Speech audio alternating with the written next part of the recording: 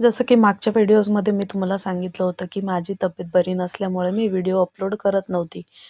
पण आता परत माझी थोडीशी तब्येत स्टेबल होते, त्यामुळे मी परत व्हिडिओ टाकायला सुरुवात करते.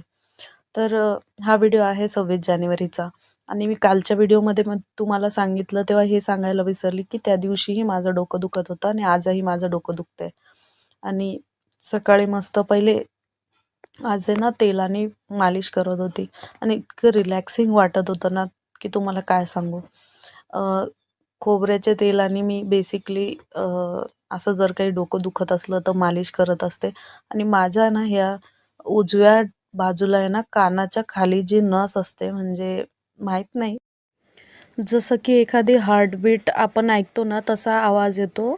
आणि त्यानंतर आहे ना आमच्या घरी आहे ना आला होता शिव, म्हणजे आमच्या गल्लीतलं एक बाळ आहे, गोंडस असं खूप क्यूट आहे तो. आणि तो लहानपणापासनं माझ्याकडं खूप वेळा म्हणजे खेळतो राहतो.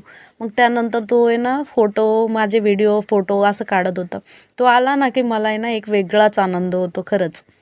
म्हणजे मी ना थोडी सॅड असली की मला आहे ना तर फ्रेश वाटायला लागतं. आणि त्यानंतर मी म्हटलं आज आहे ना, मग आहे ना मी त्याला साखर म्हणून आहे ना जलजिरा खाऊ घातला आणि इतकी मजा आली काय सांगू तुम्हाला. आपण पण लहानपणी कधी ना कधी हे जलजिरा हातावरती घेऊन असं बोटाने चाटून चाटून खाल्लंच असेल. तर बघा आता मी त्याला जलजिऱ्याची छोटीशी चुटकी खाऊ घातली आणि बघा त्याचं तोंडाचं एक्सप्रेशन कसं त्याला आंबट आंबट लागतंय आणि मला इतकं हसू आलं ते बघून.